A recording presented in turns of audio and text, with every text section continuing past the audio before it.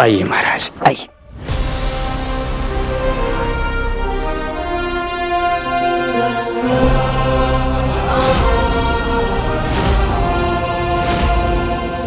हम देखना चाहेंगे उस भूत को आचार्य, मिलना चाहेंगे इस विशेष भूत से।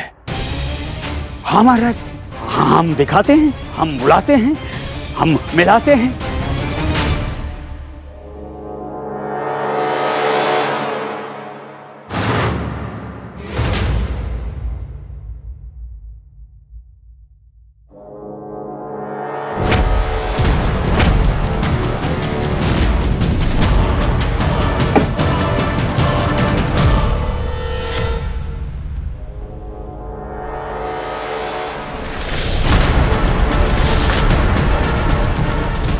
आप यहाँ? इन तीनों ने मिलकर मामला हम जानते हैं आचार्य, 1000 बार सुन चुके हैं। आप कृपया करके समस्या के हल पर आइए। क्षमा कीजिए महाराज, हर गुत्थी का हल गुत्थी की जड़ में छुपा होता है। हो सकता है एक दृष्टि से ये सब निरर्थक हो, बेमतलब हो, किंतु छोटी छोटी बारीकियां ही हमें मूल सत्य तक पहुंचाती हैं, समस्या की असली जड़ तक पहुंचाती हैं। हो सकता है किसी की दृष्टि में ये सब निरर्थक और बेमतलब लगे, किंतु यही छोटी छोटी बारीकियां हमें मूल सत्य तक पहुंचाती हैं, समस्या की असली जड़ तक पहुंचाती हैं। वाह वाह, बहुत अच्छे, बहुत अच्छे। आपने कहा है तो बहुत गहरी बात होगी। वैसे अपने पल्ले कुछ पड़ा नहीं जो भी आपने कहा। रट तो सकते हैं ना गुरुवर? हम रट तो बहुत अच्छे से सकते हैं, रटने में तो हमारा कोई सानी नहीं। एक बात बताएं, अगर आप किसी को ना कहें, ये जितनी भी मंत्र और श्लोक हम बोलते हैं ना, रटे भी तो हैं। पता है सबका अर्थ हमको ज्ञात थोड़ी है, आपको तो पता ही है। बस रट लिए और अवसर आने पर बोल दिए। बस कल दरबार में यही करना है, जो रटा है वो अवसर देखकर बोल देना है। गुत्थी सुलझाना भी एक तरह की चित्रकारी है गुरुवर, एक कला। सही जगह पर सही तर्क का रंग भरना और छोटी छोटी बातों में बारीकी से काम। और कल दरबार में यदि आप उस बूढ़ी अम्मा की गुत्थी सुलझाना चाहते हैं तो आपको भी ये कला सीखनी पड़ेगी गुरुवर। गुरु से शिष्य बनना होगा। अवश्य बनेंगे, रट रट कर बनेंगे भूत महाशय। अब गधे को बाप बनाया है तो भूत को गुरु भी बनाएंगे। गुरुजी सिखाइए, गुरुवर सिखाइए ना मंत्र इस गुत्थी को सुलझाने के लिए। तो मेरा सबसे पहला पाठ, इसे रट लीजिए और सही समय पर बोल दीजिएगा। क्या क्या क्या क्या? हमें भूलना नहीं चाहिए महाराज कि उलझी हुई डोर का सिरा प्राय हमारे सामने ही होता है। हमें उसे सुलझाने की जल्दी में और उलझा देते हैं। इसलिए महाराज, हर एक सिरा महत्वपूर्ण है, हर एक प्रश्न आवश्यक है। ये शब्द और कथन गुरुवर केवल बोल रहे हैं, कह कोई और रहा है। ठीक है आचार्य, आप सुलझाइए ये प्रसंग जैसे आपको सुलझाना है। पूछिए प्रश्न। जी हाँ, तो बूढ़ी अम्मा पूरा प्रसंग दरबार में विस्तार से बताइए। स्मरण रहे, विस्तार से। वो फाल्गुन मास की अमावस का दिन था। रात के दिन था जब ये तीनों भाई मेरे घर पर आए और इनके साथ में इनका चौथा भाई धानु भी था। और इन लोगों ने मेरे घर का एक कक्ष किराए पर लिया और फिर इन चारों ने मुझे एक पेटी दी और उसको संभालने का आग्रह भी किया। आम की पेटी? आम की पेटी बाद में दी थी, जो पहले दी थी वो दूसरी पेटी थी। और उस पेटी में महाराज हमारे पूरे जीवन भर की मेहनत की कमाई थी। आप तब बोलिएगा जब आपको बोलने के लिए कहा जाए महाशय, समझे आप? चलिए अगला प्रश्न आपसे। पेटी किस चीज की थी? वही तो बता रहे थे गुरुवर, धन की। अर्थात धन पेटी में था। पेटी किस चीज से बनी थी? लोहे से, तांबे से, लकड़ी से? किस चीज से बनी थी पेटी? लोहे की। लोहा कठोर परत वाला था या दुर्बल परत वाला? मोटी परत वाला कठोर चादर की पेटी थी। पेटी में कोई कुंडी थी? थी आचार्य। कुंडी सस्ती दुर्बल थी या ठोस थी? ठोस।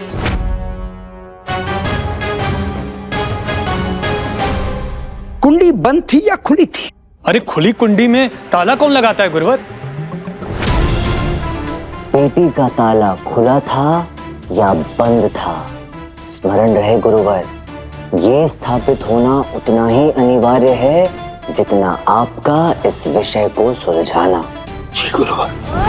प्रश्न हमने आपसे पूछा है महाशय, उत्तर दीजिए। कुंडी खुली थी या बंद थी? पेटी भी बंद थी, कुंडी भी बंद थी और ताला भी लगा हुआ था गुरुवर। परंतु ऐसा था क्या उस पेटी में कि तुम तीनों ने मिलकर एक बूढ़ी बेसहारा औरत को घर से निकाल दिया? बताया तो आचार्य जी, उसमें हमारी जीवन भर की जमा पूंजी थी। 5 किलो शुद्ध सोने के आभूषण और 11 किलो चांदी के बर्तन भी थे गुरुवर। पोटली भर मूल्यवान रत्न और मोती। क्षमा चाहता हूं महाराज, पर मुझे यह समझ में नहीं आ रहा कि गुरुवर सिद्ध क्या करना चाहते हैं। पेटी, कड़ी, ताला तीनों ठोस, पेटी, कुंडी, ताला तीनों बंद, पेटी, कुंडी, ताला तीनों को खोला भी नहीं गया।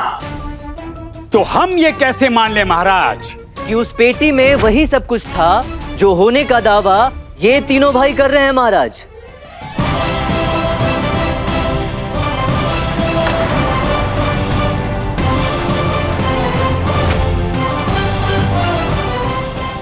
यानी हम सही थे, पंडित रामा जीवित है और विजयनगर में ही है। मनी, समझ में नहीं आ रहा है कि आखिर कल रात को हमारे गुरुजी ने क्या खाया था। आज पहली बार हमें अपने गुरुजी का शिष्य होने पर गर्व का अनुभव हो रहा है धनी, गर्व का अनुभव हो रहा है।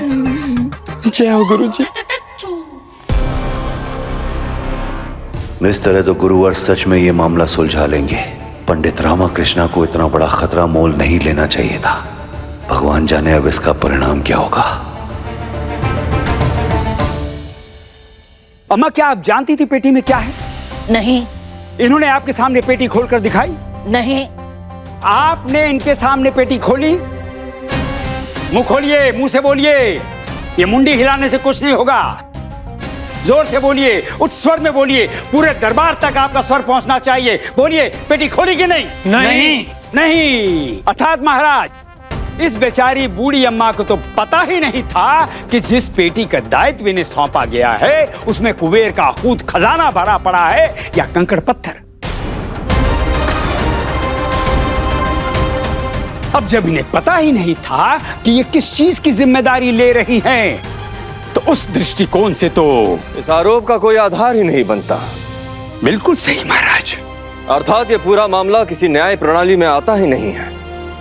इस वृद्धा पर कोई आरोप ही नहीं बनता। जी महाराज। तो अब जब यह सिद्ध हो गया है कि इस पूरे प्रकरण में वृद्धा महिला बिल्कुल निर्दोष है, ये तो जानती तक नहीं थी कि उस पेटी में क्या था, कभी पेटी उनके सामने खुली तक नहीं, तो इस आधार पर इन तीनों भाइयों का इन पर लगाया आरोप खारिज माना जाता है और इस पूरे मामले से इन्हें ससम्मान बरी किया जाता है।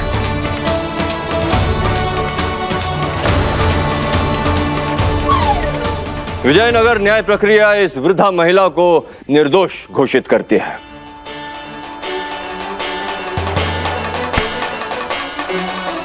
और इन तीनों भाइयों को इन्हें इनका घर आज ही लौटाने का आदेश देती है।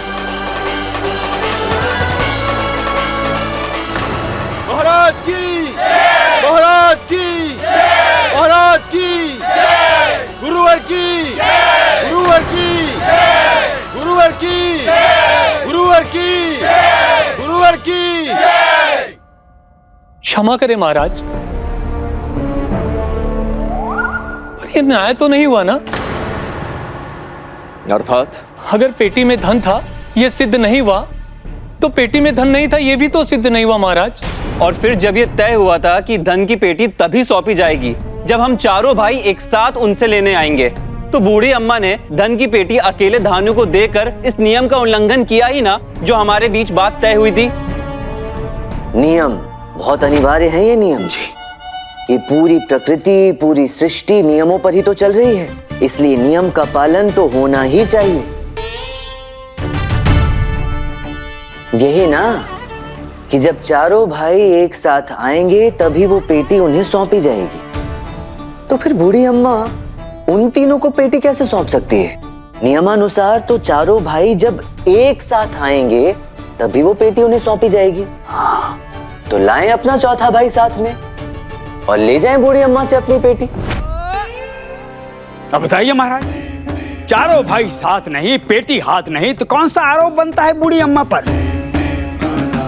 कोई आरोप नहीं बनता है। किस अधिकार से इन तीनों ने बूढ़ी अम्मा का घर हथियाया?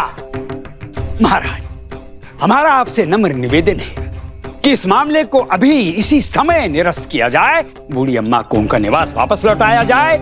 यही न्याय की पुकार है और यही समस्या का हल। धन्यवाद महाराज।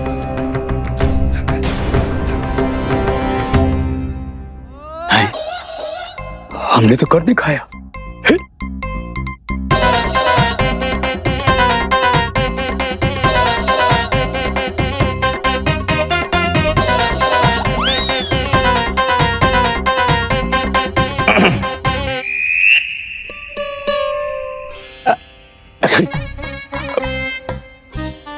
क्षमा महाराज, हम संयम को बैठे।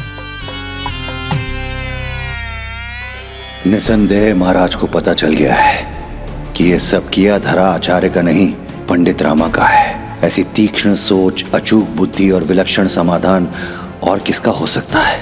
महाराज जान चुके हैं कि पंडित रामा जीवित है और यहीं विजयनगर में ही है। हमारा संदेह सही निकला। पंडित रामा आचार्य के घर पर ही है। क्या यह संभव है कि आप हमसे कभी कुछ छुपाए हैं? यह असंभव है महाराज।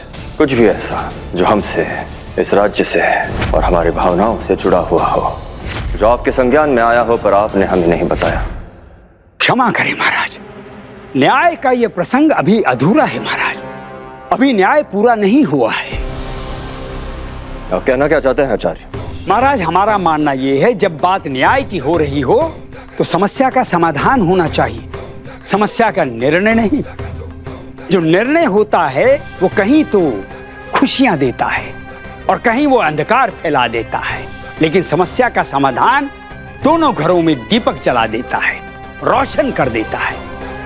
तो महाराज, बूढ़ी अम्मा को तो न्याय मिल गया, किंतु इन तीनों भाइयों की समस्या का समाधान अभी शेष है।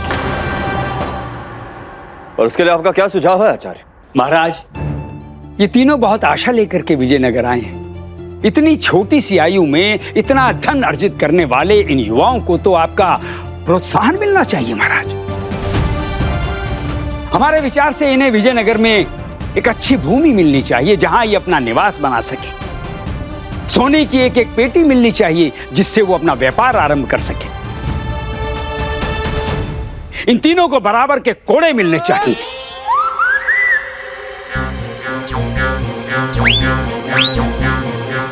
ठीक है ना? कम तो नहीं है ना? कोड़े? नहीं महाराज, क्षमा, वो कोड़े नहीं, घोड़े महाराज, घोड़े। घोड़े। हमारा कहने का तात्पर्य ये है कि इनको एक एक घोड़ा मिलना चाहिए जो इनके व्यापार में इनके काम आएगा। ये आप क्या कह रहे हैं आचार्य? क्या पता क्यों कह रहे हैं? क्यों बोला उसने ऐसा बोलने के लिए? किसने? किसने? वही पूछ रहे हैं आचार्य, किसने कहा?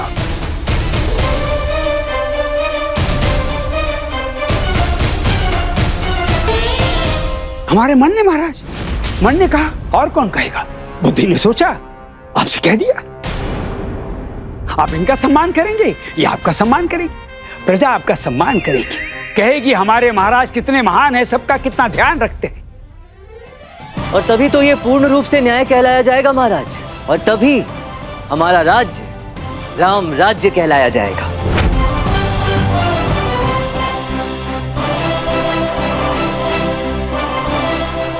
ये बात तो सदैव पंडित रामा कहा करते थे, अर्थात पूरा न्याय अभी शेष है। तो ठीक है आचार्य, यदि इस विषय पर यही संपूर्ण न्याय है तो ऐसा ही होगा। इन तीनों भाइयों को वो सब दिया जाएगा जिसके ये अधिकारी है, और तब तक ये हमारे अतिथि बनकर रहेंगे, यहीं हमारे साथ हमारे महल में।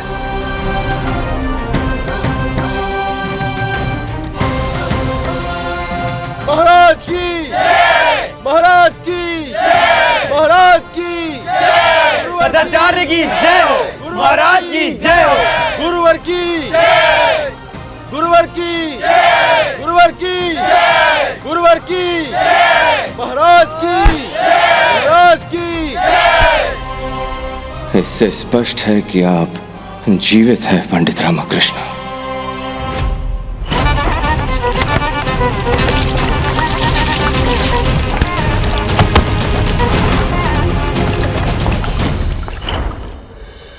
पर इससे आपकी दी वो पीड़ा राय बराबर भी कम नहीं हो जाती पंडित रामा, जो आपने हमें दी है। आपने जो किया है वो किसी भी दृष्टि से क्षमा योग्य नहीं। आपने हमारा ही नहीं अपितु समस्त तुलवा वंश का अपमान किया, और ये बात हम अपनी मृत्यु के अंतिम क्षण तक भूल नहीं पाएंगे। और आचार्य, हम विशेष रूप से आपके आभारी हैं। जी जी महाराज। समय लिया पर अंततः इस समस्या को आप ही ने सुलझाया। आप भी विशेष सत्कार और सम्मान के अधिकारी हैं, जो आपको मिलना ही चाहिए। और वो सत्कार आज अभी इसी समय होगा। महाराज, जैसा आप उचित। आपके घर चलकर। जी जी, हम अभी इसी क्षण आपके साथ आपके निवास पर चल रहे हैं, और वहां चलकर व्यक्तिगत रूप से आपका सत्कार करें, आपको धन्यवाद दें। इससे अधिक सम्मान हमारे लिए और क्या होगा महाराज। भगवान स्वयं भक्त के घर आ रहे, ये तो हमारे लिए बहुत हर्ष और सौभाग्य की बात होगी। अर्थात हम सही थे, ये महाराज का रचा जाल ही था पंडित रामा तक पहुंचने का। अब पंडित रामा का महाराज के शिकंजे से निकलना असंभव है। इस बार महाराज हमें और पंडित रामा को कदापि माफ नहीं करेंगे। पंडित रामकृष्ण, अब आप हमसे नहीं बच सकते।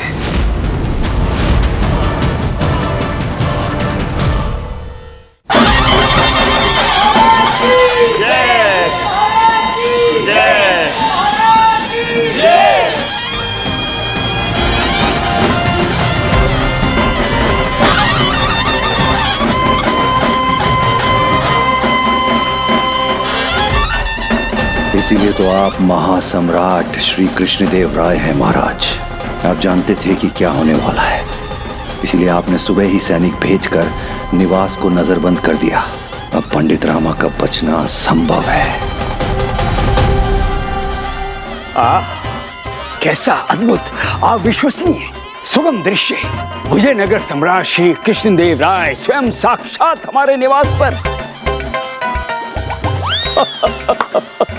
सच कहें तो हमें विश्वास नहीं हो रहा कि ये वास्तव में हो रहा है या हम कोई स्वप्न देख रहे हैं। ये क्या था मूर्ख। गुरुजी, हम तो केवल आपको ये विश्वास दिलाए कि ये स्वप्न नहीं सत्य है गुरुजी। देखिए, अब समझ में आ रहा है क्यों सुबह से ही हमारे निवास के बाहर इतने सैनिक तैनात हैं। महाराज जो आने वाले थे।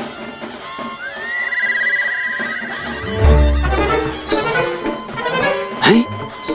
ये सारे सैनिक सुबह से हमारे यहाँ तैनात थे? जी स्वामी, ये सारे सैनिक हमारे घर के चारों ओर सुबह से ही हैं।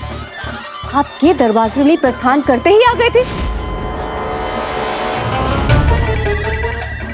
अर्थात महाराज को पहले से ही विश्वास था कि हम दरबार में उस बूढ़ी अम्मा का प्रसंग सुलझा ही लेंगे। अर्थात महाराज को पहले से विश्वास था हम पर, हमारी असीम योग्यता पर, हमारी अचूक सूझबूझ पर, और हम ऐसे ही भय में घुले जा रहे थे।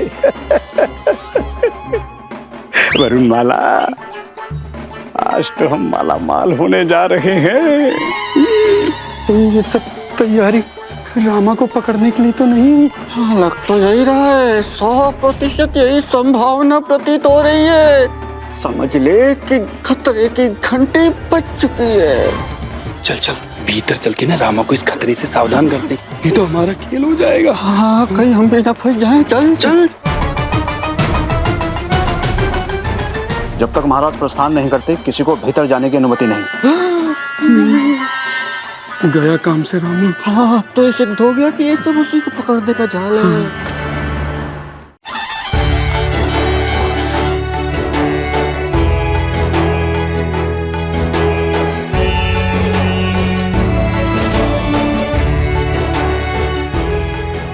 महाराज की जय हो। स्वागत है महाराज।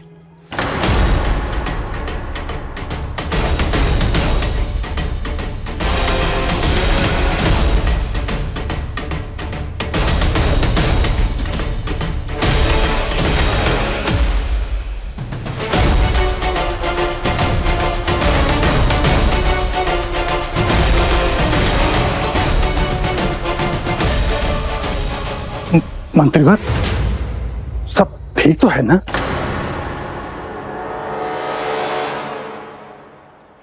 जी आइए महाराज, आइए।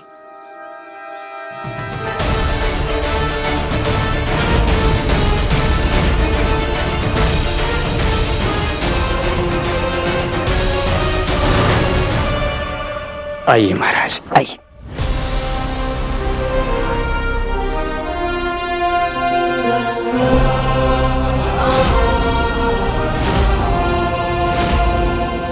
हम देखना चाहेंगे उस भूत को आचार्य, मिलना चाहेंगे इस विशेष भूत से। हाँ महाराज, हाँ हम दिखाते हैं, हम बुलाते हैं, हम मिलाते हैं।